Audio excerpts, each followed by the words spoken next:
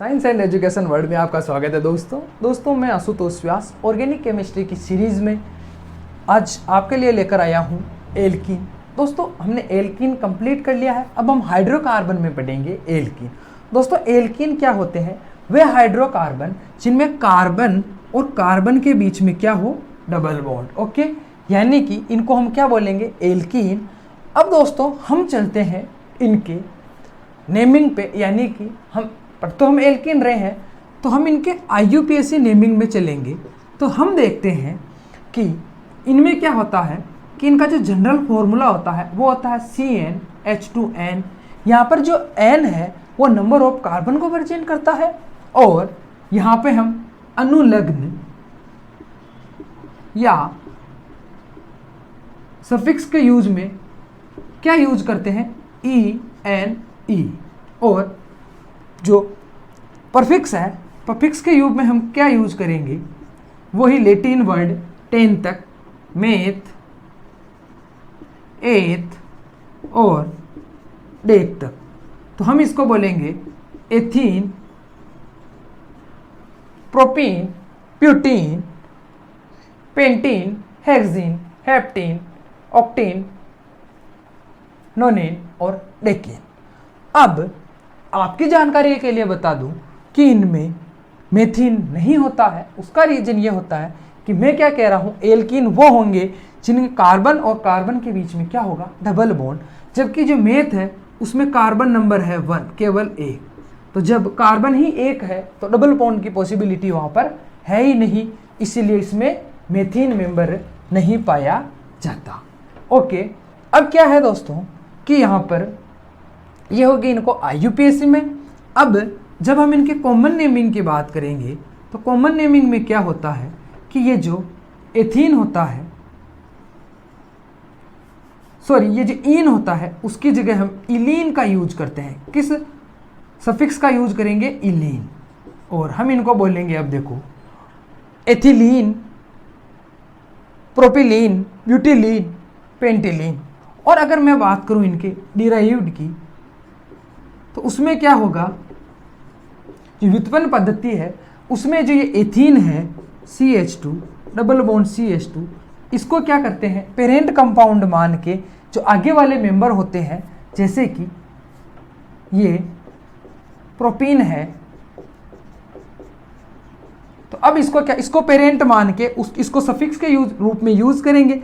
जबकि जो आगे जितने भी नंबर कार्बन वाले हैं उनका हम क्या करेंगे कि उनका एल्कील बोलेंगे, यानी कि क्या होंगे, इसको मेथिल बोलेंगे तो ये हो जाएगा मिथाइल।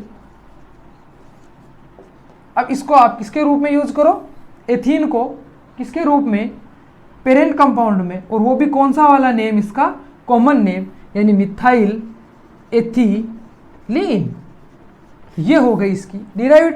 अब क्या है दोस्तों कि जो एल्कीन होते हैं उनमें क्या होता है, मैंने पहले भी बताया कि उनमें कार्बन डबल बॉन्ड कार्बन ये प्रेजेंट रहता है। तो यहाँ पे एक सिग्मा बॉन्ड और एक पाई बॉन्ड प्रेजेंट होता है। तो इस पाई बॉन्ड को ओलिफिनिक बॉन्ड भी बोलते हैं, और इसी रीजन से जो हमारा एल्कीन होता है उसको ओलिफिन भी कहा जाता है। ये नाम आप याद रखें, क्या कहा जाता है, ओलिफिन। रीजन क्या है, क्योंकि इस पाई बॉन्ड को हम ओलिफिनिक बॉन्ड बोलेंगे, उस वजह से इसको हम क्या बोलेंगे, ओलिफिन। ओके,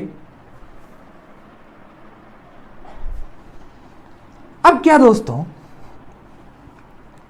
कि इस ओलिफिनिक बॉन्ड से हमें क्या फायदा है, उस वजह से ये बहुत ज़्यादा एक्टिव रहते हैं। अब दोस्तों हम चर्चा करते हैं कि इनमें हाइब्रिडाइजेशन कौन सा होता है। तो दोस्तों जो हाइब्रिडाइजेशन है, क्या हाइब्रिडाइजेशन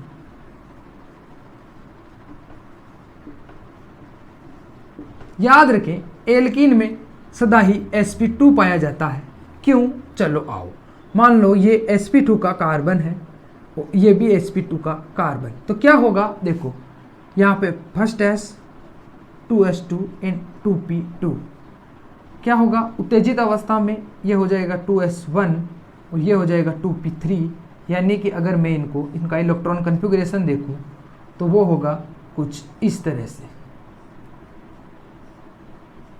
ओके, अब क्या होगा कि ये जो है ये आ जाएगा यहाँ पर, यानी कि सॉरी, अब ये क्या कर सकता है, ये एक ही है, तो ये तीनों मिलकर क्या करेंगे, 3 हाइब्रिड ऑर्बिटल बना लेंगे कुछ इस तरह से। यानी कि मैं बात करूं तो हमारा जो pz है, यानी px एंड py, उम्मीद करता हूं आपको इलेक्ट्रॉनिक कन्फिगरेशन आता हो, तो जो pz वाला है उससे इन्होंने क्या किया कि कोई भी बॉन्ड नहीं बनाया, यानी हाइब्रिड ऑर्बिटल नहीं बने। तो हमारे पास कितने हाइब्रिड ऑर्बिटल है, सिर्फ 3। तो देखो, अगर मैं यहाँ एथिलीन की बात करूँ, ठीक है, किसकी बात करूँ, एथिलीन की, तो ये हमारा एथिलीन का वेकेंट, ये भी वेकेंट pz, और ये मान लो इसका, अब इनको क्या बोलेंगे हम, sp ऑर्बिटल, ये फर्स्ट sp ऑर्बिटल और ये दूसरा, ये तीसरा। वैसे ही ये फर्स्ट, ये सेकेंड, और सॉरी, और ये, अब क्या है, देखो यहाँ पर क्या बना, एक सिग्मा बॉन्ड, और ये क्या करेंगे, समपार्श्वीय अतिव्यापन से या कोएक्सियल ओवरलैपिंग से क्या बनाएंगे, पाई बॉन्ड। और मैंने कहा ये एथिलीन है, यानी कि इसके दो हाइड्रोजन लगे हैं, और हाइड्रोजन होता है फर्स्ट s1, यानी कि केवल एक s ऑर्बिटल जो क्या शेप में होता है, राउंड, तो वो यहाँ आके इनके ऐसे लग जाएगा, और इनके बीच में कितना डिग्री का कोण होगा, 120 डिग्री। ओके, तो ये हो गया इसका कि इसमें कौन सा हाइब्रिडाइजेशन पाया जाता है। अब हम चर्चा करेंगे कि जो एल्कीन होते हैं उनमें आइसोमेरिज्म क्या और कौन सा होता है। किसकी चर्चा करने वाले हम, आइसोमेरिज्म की। आइसोमेरिज्म, या मैं बात करूं समावयवता की, तो देखो जो कार्बन नंबर 2 एंड 3 है वो कोई सी भी आइसोमेरिज्म नहीं दर्शाते, ठीक है, और कार्बन नंबर 4 से जो अपर मेंबर है वो सारे आइसोमेरिज्म या समावयवता प्रदर्शित करते हैं। तो हम फॉर एग्जांपल ब्यूटीन को ही लेते हैं कि उसमें कौन कौन सी है, और सारों में भी वही मिलेगी। देखो, वैसे अगर मोटे तौर पर एक बार मैं आपको बताऊं तो जो स्ट्रक्चरल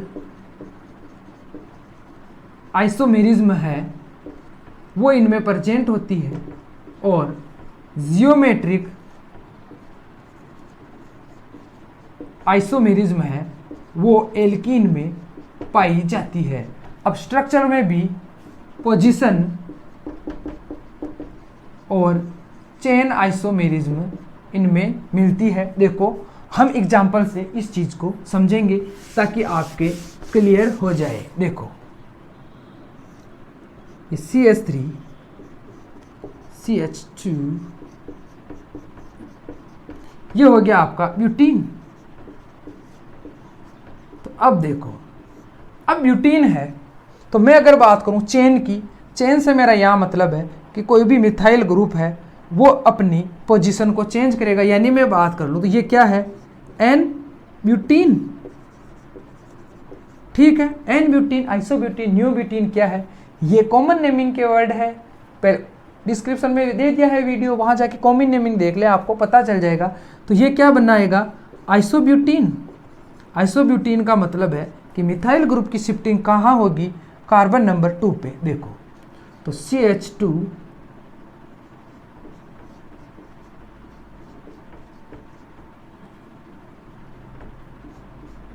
ये लो, तो क्या बनाया इसने, आइसोब्यूटीन। अगर IUPAC में चलेंगे तो ये 2 मिथाइल प्रोपेन है, लेकिन 2 मिथाइल प्रोपेन है, लेकिन अगर मैं क्या कॉमन नेमिंग की, क्योंकि हम आइसोमेरिज में बात कर रहे हैं, तो क्या बना लिया इसने, आइसोब्यूटीन। इससे ज़्यादा ये आगे नहीं बनाएगा।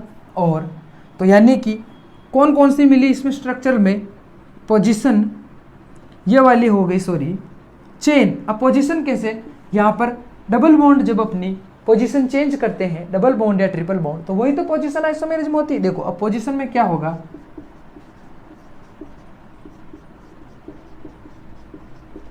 कि ये जो कार्बन है, मतलब ये जो डबल बॉन्ड है, इसने अपनी पोजीशन 1 से 2 कर ली, तो यहां पे हमें क्या मिल गया, 2 ब्यूटीन। अब ज्योमेट्रिकल आइसोमेरिज्म में क्या होगा, देखो आइसोमेरिज्म यही तो होता है कि यहां पर जो ये मिथाइल है, अगर वो डबल बॉन्ड के एक साइड है तब तो हम कहेंगे कि ये सिस है, और अगर ये डबल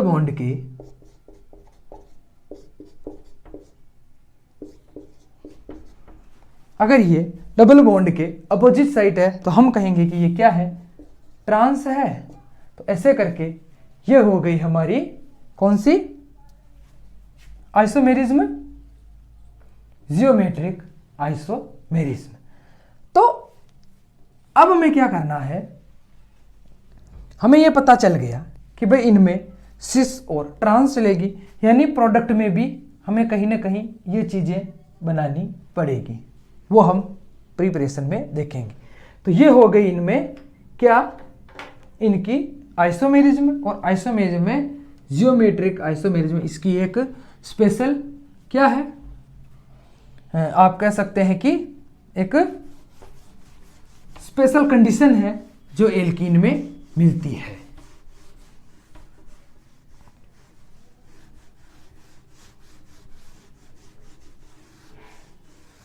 अब हम चलेंगे कि इनके मेथड ऑफ फॉर्मेशन क्या है।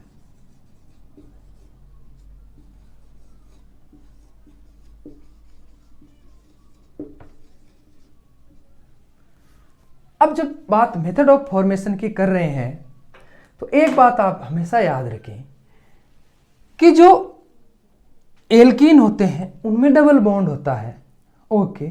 यानी कि हमें क्या करना होगा, जो उनके रिएक्टेंट है उनके अंदर से हमें किसी न किसी कंपाउंड का एलिमिनेशन करना होगा ताकि हम डबल बॉन्ड का फॉर्मेशन कर सकें। तो एक बात आप याद रखें कि जब भी मेथड ऑफ फॉर्मेशन आएगा एल्कीन की, यानी the preparation reaction of alkene आएगी, तो वहाँ पे हमें पता होना चाहिए कि एलिमिनेशन रिएक्शन क्या होती है। देखो मान लो ये कार्बन कार्बन कार्बन कार्बन की 4 चेन वाली है, और यहाँ पर कोई सब्स्टिट्यूएंट लगा है जिसको मैं सब मान लो हाइड्रोक्सी ही लगा हो, तो क्या होता है कि एक बात याद रखो कि ये हाइड्रोजन, तो इसके पास वाला क्या कहलाएगा, अल्फा कार्बन, इसके पास वाला बीटा, गामा और डेल्टा। वैसे ही अगर यहां पर ये जो डबल बॉन्ड है, इसके पास वाले कार्बन का पास वाला कार्बन कहलाएगा अल्फा, ये कहलाएगा बीटा, वैसे ये कहलाएगा बीटा, ये कहलाएगा अल्फा। एक बात आप ये अल्फा और बीटा कार्बन समझ लें। अब उम्मीद करता हूँ आपने समझ लिया होगा। तो क्या होता है कि मान लो किसी न किसी रीजन से अगर हम कहें कि मैं इस हाइड्रोक्सी ग्रुप का रिमूव करूंगा, जो हाइड्रोक्सी ग्रुप के रूप में ना होके एक वाटर मॉलिक्यूल के रूप में होगा, जो ये H या प्रोटॉन है वो हमें यहाँ पे एक रिएजेंट देगा। ठीक है, एक बार के लिए आप थोड़ा सा बड़ी बड़ी सी इस बात को समझ लो ताकि आप जब फॉर्मेशन करें तब आपको कोई भी तकलीफ ना आए। देखो अब ये हो गया।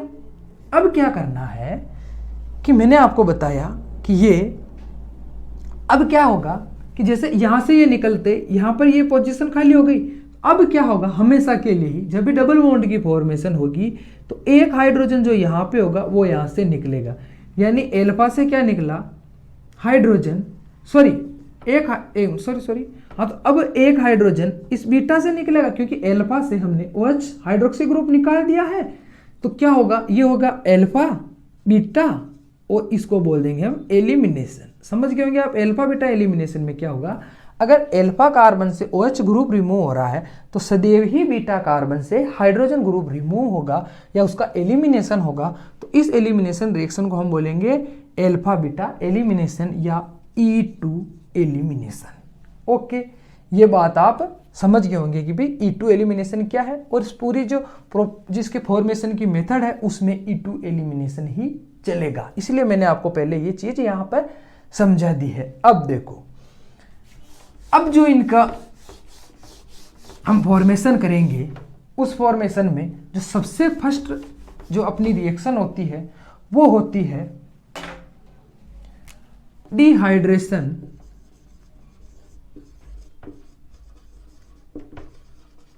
ऑफ एल्कोहल, यानी एल्कोहल के जो कंपाउंड है उसके अंदर से क्या करना है, H2O का रिमूवल या एलिमिनेशन करना है। यही कहलाता है क्या, डिहाइड्रेशन ऑफ एल्कोहल। अब ये दो जो रिएजेंट होते हैं वो ये काम करते हैं, पहला होता है कंसंट्रेट H2SO4 और दूसरा होता है एल्यूमिना Al2O3, इसको बोलते हैं एल्यूमिना। ये जो दो होते हैं ये क्या कार्य करते हैं, क्या कार्य करते हैं, ये एल्कोहल से वाटर मॉलिक्यूल को बाहर निकालने का कार्य करते हैं। वो जैसे ही निकलेगा हमें एल्कीन मिलेगा। आओ रिएक्शंस पे आते हैं कि रिएक्शंस क्या है। देखो, सबसे पहला रिएजेंट लेते हैं, मान लो ये मेरा एथेनॉल है और इससे मैंने कहा कि ये कंसंट्रेट H2SO4 और थोड़ा सा हीट किया तो मुझे मिल गया एथीन।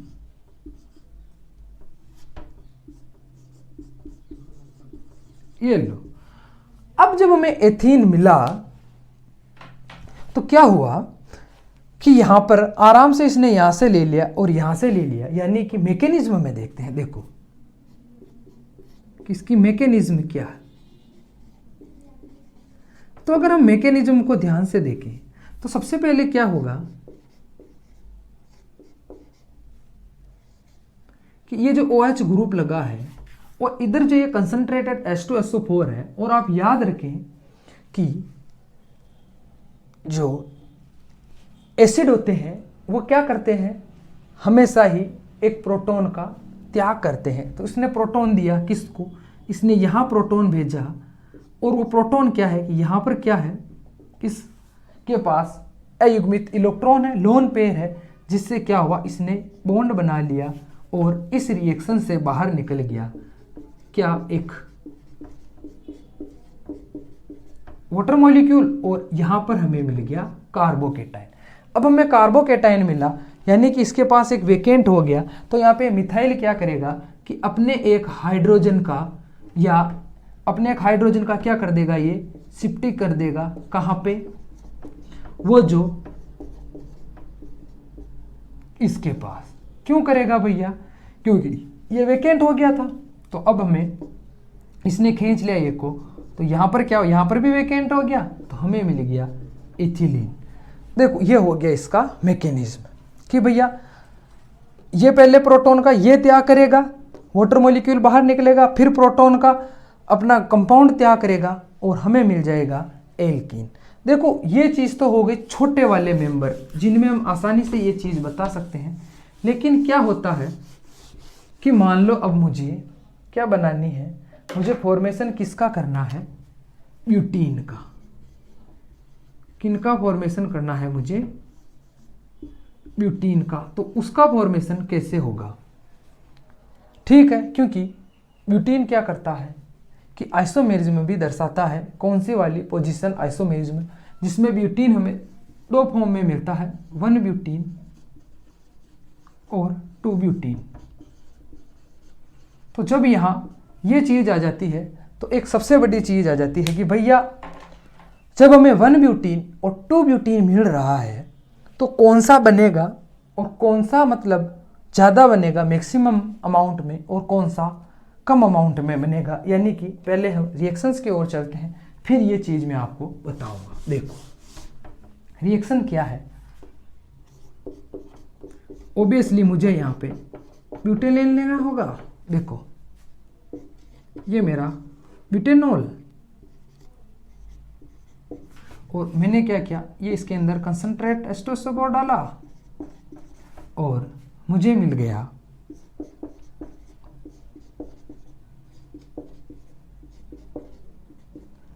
लेकिन चलो ये मुझे मिल गया ब्यूटीन, या मैं कहूँ 1 ब्यूटीन, यहाँ तक कोई प्रॉब्लम नहीं।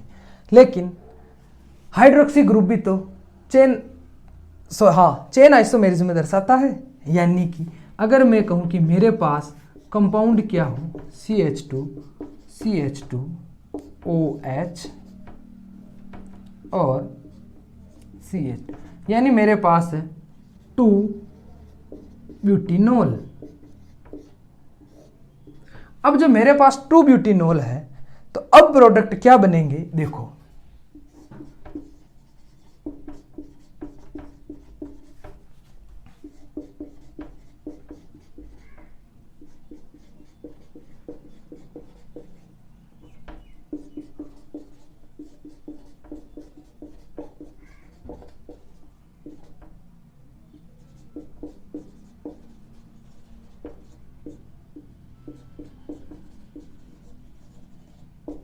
अब भैया यहां होता है कलेश कि भाई क्योंकि ये क्या है एल्फा और ये भी क्या है एल्फा, ओ सॉरी यार बार बार सॉरी, ये क्या है बीटा, ये क्या है बीटा। मैंने कहा कि यहाँ एल्फा बीटा एलिमिनेशन होगा, तो अब ये इससे भी हाइड्रोजन ले सकता है, इससे भी हाइड्रोजन ले सकता है, यानी यहाँ से जब इसका रिमूवल होगा, यानी जो H2SO4 जब प्रोटॉन लेगा तो इससे भी ले सकता है, इससे भी ले सकता है। तो अब क्या हुआ कि भाई क्या बनेगा, कौन सा नहीं बनेगा, या बनेगा तो कौन सा ज़्यादा बनेगा और कौन सा कम बनेगा, इस बात पर हो गया कलेश। तो अब जब साइंटिस्ट लोगों ने कहा कि नहीं, किसी ने कहा ये बनेगा, किसी ने कहा ये बनेगा, उस टाइम एक साइंटिस्ट आए, क्या आए, एक साइंटिस्ट आए जिनका नाम था सेजेप। देखो सेत जेप, ठीक है। और सेजेप एक रूल लेके आए, क्या आए, सेजेप आए, उन्होंने कहा कि इस कलेश का निपटारा भाई मैं करता हूँ, मैं तुम्हें सॉल्यूशन बताता हूँ। उन्होंने सॉल्यूशन बताया कि वही ज़्यादा प्रोडक्ट बनेगा जिसमें एल्फा हाइड्रोजन का नंबर ज़्यादा होगा। समझ गए आप, एल्फा हाइड्रोजन मैंने बताया कि इस कार्बन जो डबल बॉन्ड से जुड़ा है उसका पास वाला कार्बन से जुड़ने वाले हाइड्रोजन एल्फा हाइड्रोजन कहलाते हैं। ओके, तो इन्होंने कहा कि भी नंबर ऑफ एल्फा हाइड्रोजन अगर मैक्सिमम होंगे तो प्रोडक्ट भी वही मैक्सिमम बनेगा।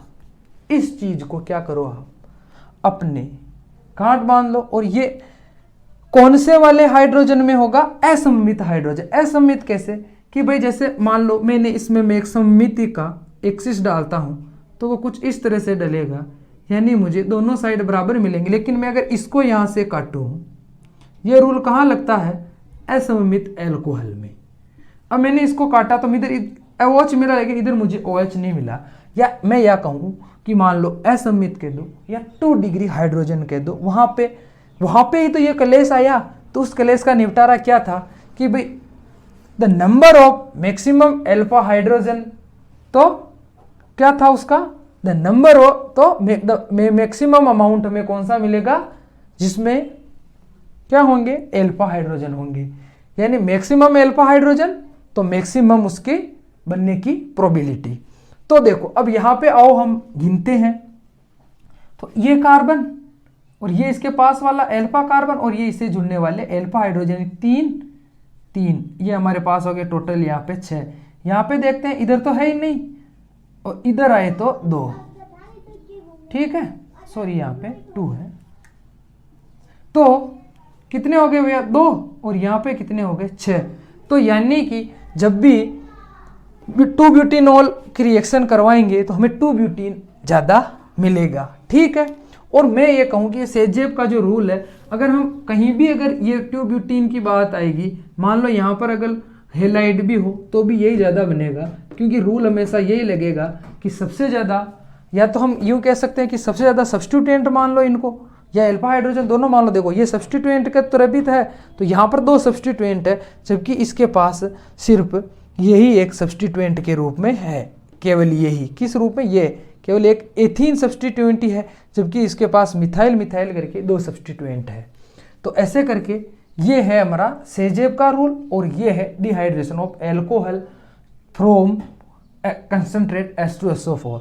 अब हमें क्या करना है? मैंने कहा कि ये 2 प्रकार से हो सकता है। अब हम बात करेंगे एल्यूमिना की। एल्यूमिना में कैसे होगा? देखो ये CH3, ये CH2OH। अब यहाँ पे जैसे ये होगा Al2O3, तो हमें मिलेगा CH2 डबल बॉन्ड CH2। कैसे मिला? आओ मैकेनिज्म पे चर्चा करते हैं।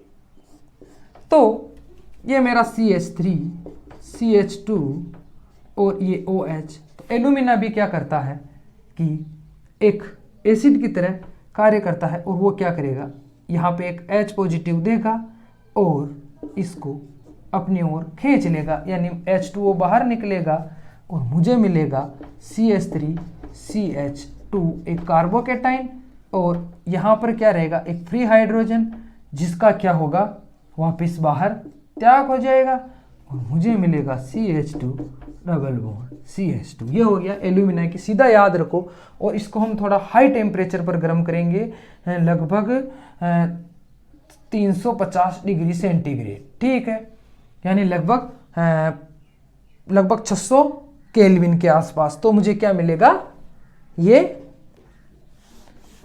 एथीन मिल जाएगा एल्कोहल से। ये हो गया एल्कोहल का डिहाइड्रेशन। अब क्या है, ये तो हो गई भैया डिहाइड्रेशन रिएक्शन। अब मैं कह रहा हूं कि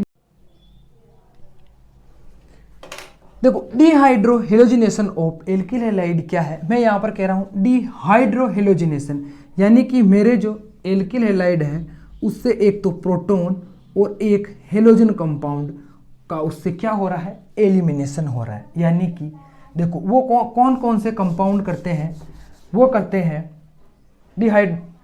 डिहाइड्रोहेलोजन कौन कौन से करते हैं। अगर मैं कहूँ ये वाले, यानी मैं कहूँ ये कौन सा है, एल्कोहली KOH, और अगर कहीं पे ये भी दिया हो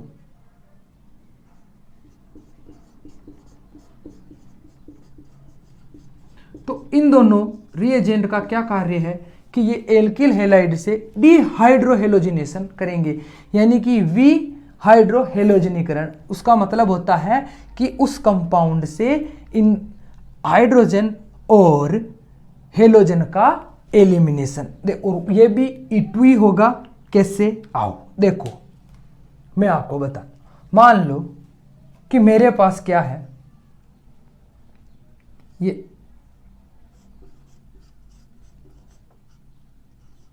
और ये लो, ये मेरे पास है इथाइल क्लोराइड।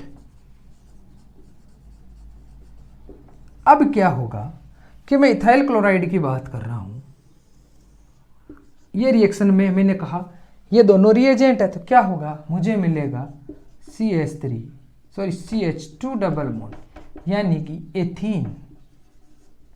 अब एथीन कैसे मिला, आओ देखते हैं। देखो कि मैंने क्या कहा, देखो अब यहां पर ये भी एक बेस है और ये भी एक बेस है। तो बेस क्या करता है,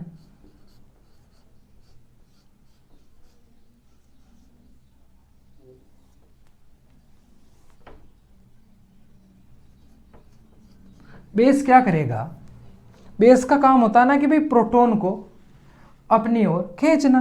तो वो क्या करेगा, यहां से वो क्या करेगा कि मान लो यहां पर ये एक प्रोटॉन है, ठीक है, हम मैकेनिज्म की बात कर रहे हैं, ठीक है, यहां पर ये प्रोटॉन है और यहां से जो ये OH आएगा हाइड्रोक्साइड, ये क्या करेगा, इस प्रोटॉन को अपने साथ ले जाएगा, यानी कि क्या फ्री हो गया, H2, ठीक है। ये अपना प्रोडक्ट नहीं है बट एक बार, और मुझे मिल जाता है CH2 पॉजिटिव, यहां से निकला यानी नेगेटिव CH2 C है, ठीक है। वैसे ये अपना नहीं है। फिर क्या होगा कि जैसे ये बाहर निकलेगा, ठीक है, यहाँ पर ये अपने को मिल गया, ठीक है। अब क्या होगा कि मुझे पता है कि इन दोनों की इलेक्ट्रोनेगेटिविटी में इसकी इलेक्ट्रोनेगेटिविटी ज़्यादा है, तो ये क्या होगा, ये भी इससे अलग हो जाएगा। ये सब किस वजह से पॉसिबल हो रहा है, इन रिएजेंट की वजह से। आप कहेंगे ये अलग क्यों हो रहे हैं, तो ये इन रिएजेंट के वजह से, इनके डोमिनेट होने की वजह से। और एक तरह से यहाँ पर क्या है, इसको हटाओ और ये मिल गया मुझे, क्या मिल गया, एक कार्बोकेटाइन। जैसे मुझे कार्बोकेटाइन मिला, मुझे पता इसके पास भी ऑर्बिटल खाली, इसके पास भी ऑर्बिटल खाली है, और ये किसका फॉर्मेशन कर लेंगी, एथीन का। ओके, तो ऐसे करके क्या होगा, डिहाइड्रोजिनेशन। अब देखो, और मुझे मिलेगा यहाँ पे HCl, ठीक है। अब एक बात आप याद रखो, यहाँ पे एक ऑर्डर याद रखो, आपसे पूछ सकते हैं कि भी सबसे ज़्यादा ethyl iodide, ethyl bromide, ethyl chloride, या मैं कहूँ कि alkyl iodide, alkyl chloride, alkyl bromide, alkyl fluoride, इसमें से सबसे ज़्यादा एक्टिव कौन होंगे। तो देखो, आयोडीन का जो आकार है वो फ्लोराइड, यानी कि हमें पता है फ्लोराइड, क्लोराइड, ब्रोमाइड और आयोडाइड, इनमें से ऐसे जाते हैं तो आकार बढ़ता है, तो इसके आकार की वजह से सबसे ज़्यादा ये रिएक्शन करेंगे, उसके बाद ये करेंगे, उसके बाद ये करेंगे, और सबसे कम में ये रिएक्शन करेंगे। आप इस ऑर्डर को याद रखें, ठीक है।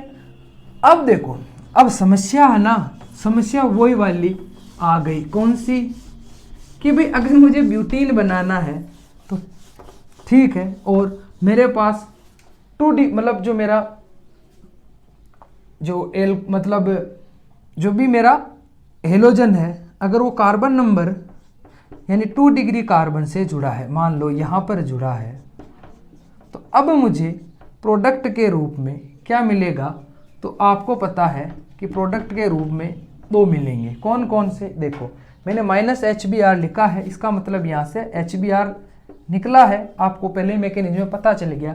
तो मान लो मुझे मिल गया, और इस इधर मुझे मिला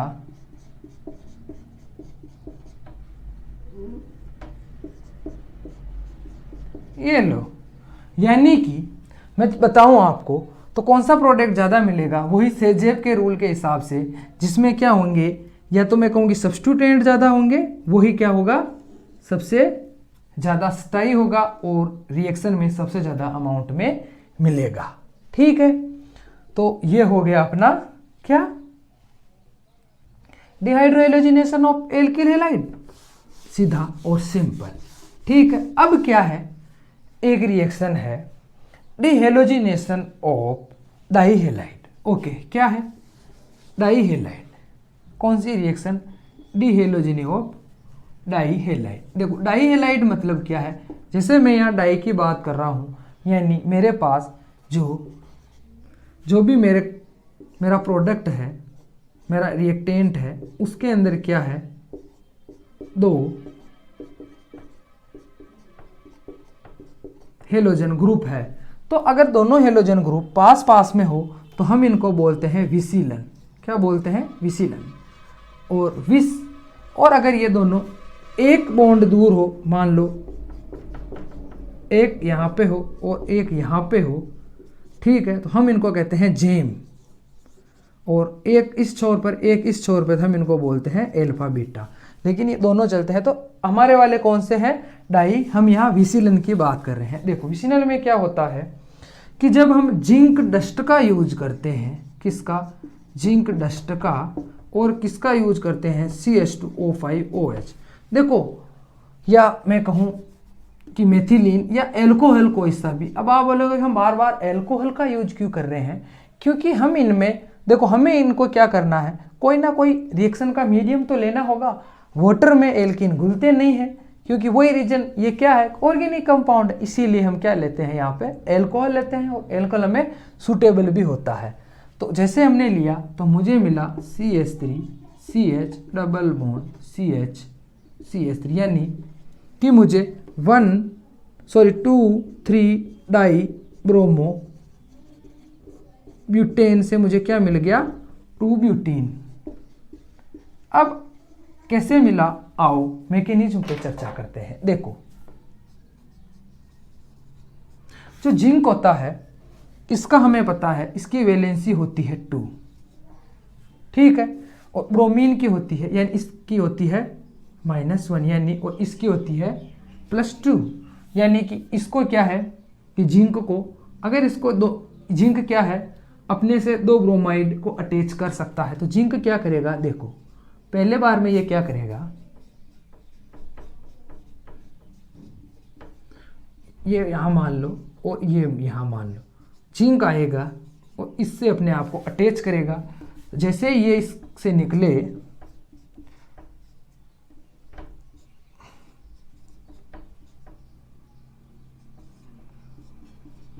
और ये जुड़ा, तो सेकेंड बार में क्या करेगा, ये जिंक ब्रोमाइड मतलब इससे आके जुड़ेगा और हमें मिल जाएगा CH3 CH double bond CH CH3। ये हो गई इसकी फॉर्मेशन, यानी ये क्या करेगा, एक बार एक ब्रोमाइड को और एक बार एक ब्रोमाइड को रिएक्शन से ले जाएगा, ठीक है।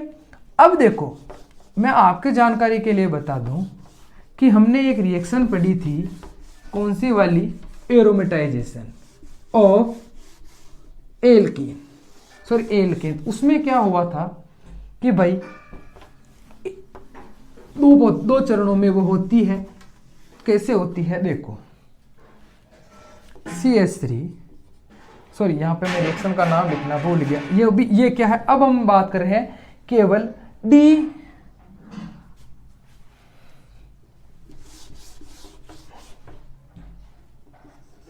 डिहाइड्रोनेशन ओ एल्केन। क्या होता है कि जब मैं एल्कीन को किसके साथ गर्म करता हूं,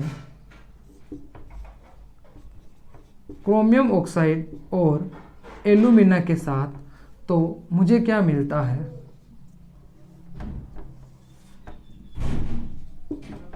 ये और ये, यानी कि मुझे एथीन मिलता है। देखो ये क्या है, यानी कि मुझे क्या करना है कि जो मेरा एथेन है उसके अंदर से मुझे किसको रिमूव करना है, 2 हाइड्रोजन को, ताकि मुझे एथीन मिल जाए। कैसे मिलेगा, देखो क्या होता है, यहाँ पे ये एक H है, तो यहाँ पे क्या है, जो ये Cr2 ये आके इससे अटैच होगा और ये इसके O और O, ठीक है, यानी और आगे इसका ये एक शेप लिए हुए होता है। तो यहाँ से ये क्या करेगा कि भाई OH को ये एक भी से जुड़ेगा और यहाँ हो जाएगा OH फ्री, और सेकेंड बार में ये फिर से इससे जुड़ेगा और फिर क्या कर लेगा यहाँ से H फ्री, तो यहाँ से मुझे मिलेगा CH2 डबल बॉन्ड CH2। ये इसकी ये अटैच होके क्या करेगा, एक बार इससे लेगा और सेकंड में इससे लेगा, और ये क्या ऐसे लिए जाता है, जिसकी वजह से क्या हो, अगर हमारे पास 6 कार्बन हो तो उसका एरोमेटाइजेशन हो जाता है और हमें बेंजीन मिल जाता है। इसीलिए इसको क्या थोड़ा कम टेम्परेचर पे गर्म करते हैं ताकि वो रिएक्शन यहीं पर रुक जाए और मुझे एथीन मिल जाए, ठीक है। और ये सिर्फ क्या है, लोअर वाले में पॉसिबल है, हाइयर वाले में तो एरोमेटिक कार्बन ही बनेगा, ठीक है। ये हो गया इसका डिहाइड्रोजनेशन ऑफ एल। अब देखो एक सबसे बड़ी रिएक्शन है, बहुत बढ़िया रिएक्शन है, वो अपने काम की भी है और नीट वालों के लिए विशेष काम से है। उसका क्वेश्चन उनके फिक्स आता है, मैंने पेपर देखे हैं, वो क्वेश्चन मुझे 1-2 सालों में कहीं ना कहीं वो क्वेश्चन मुझे दिखा है। देखो कौन सा है, ये तो मैंने बात की थी हाइड्रोजनेशन ऑफ एल्केन। अगर मैं बात करूं कि मुझे डिहाइड्रेशन कराना है, डिहाइड्रेशन किसका कराना है, एल्काइन का। देखो यानी मेरी बात समझो,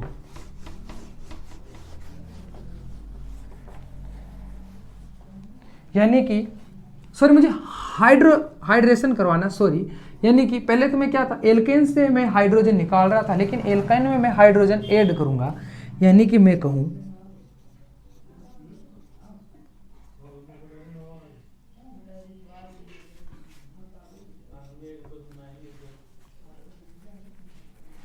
यानी कि मैं यहाँ लूँ क्या, लेंडलार कैटेलिस्ट यानी PD और CaCO3, इसको बोलते हैं हम क्या, लेंडलार, किसकी प्रेजेंट में, ये लो। तो क्या होगा देखो, मुझे मिलेगा एथीन, ओके, और मैं यहाँ एडिशन करूँगा H2 का, तो मुझे मिल गया एथाइन से एथीन। ठीक है, यहाँ तक तो ठीक था कि भाई ये मुझे मिल गया। और ये क्यों मिलेगा, क्योंकि जो अपना पैलिडियम होता है वो अपने सरफेस पे क्या करेगा, हाइड्रोजन आयन को क्या करेगा, लेके रहेगा। और जैसे ही मैं इसके अंदर, क्योंकि इसके अंदर पोर होते हैं, तो ये अपने अंदर हाइड्रोजन के यहाँ बॉन्ड बना के रहता है।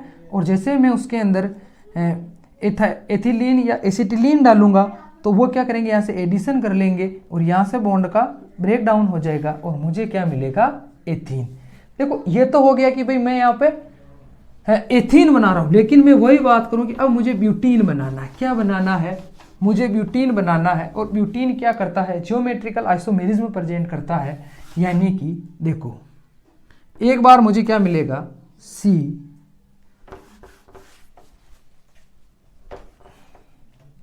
यानी मैं चर्चा करूं कि भैया मुझे ये, क्योंकि ये किसमें मिलता है, 2 फॉर्म में, यानी ये हो गया सिस ब्यूटीन और ये हो गया